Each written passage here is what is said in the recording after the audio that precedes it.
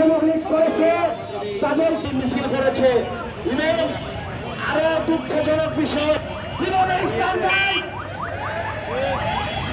শুনেছে, সেটা আমরা জানতে চাই না। আমরা চাই বাতিল করে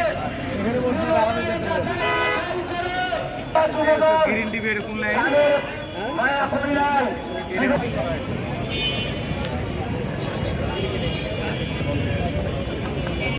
41টি ওয়ার্ডের যুব দলের আজ 3-4 দিন আগে যে যুব দলের কমিটি করা হয়েছে, এই কমিটিতে স্বৈরাচার হাসিনার যুবলীগ ও ছাত্রলীগকে পুনর্বাসনের কমিটি করা হয়েছে।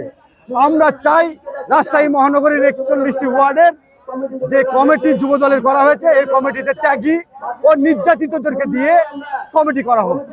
আমাদের দাবি হলো যে রাজশাহী মহানগর সিনিয়র নেতৃবৃন্দের সঙ্গে যোগাযোগ করে, ওয়ার্ডের নেতাদের সঙ্গে যোগাযোগ করে প্রত্যেকটা ওয়ার্ডে ত্যাগী ও নির্যাতিতদেরকে দিয়ে কমিটি করা হোক। রাজশাহী মহানগরের অন্তর্ভুক্ত যে 41টি ওয়ার্ড কমিটি করা হয়েছে, সেই ওয়ার্ড কমিটিতে সম্পূর্ণ আওয়ামী দোসর এবং সুবিধাবাদী দালালদের জায়গা হয়েছে। আমরা যারা ত্যাগী নেতাকর্মী আছি, বিগত 17 বছর আন্দোলন সংগ্রামে ঐক্যবদ্ধ ছিলাম, বিভিন্ন মামলায় বিভিন্ন হুমকি মারধরের শিকার হয়েছি। আমরা ত্যাগীরা আজকে সেই কমিটি থেকে বাদ হয়েছি।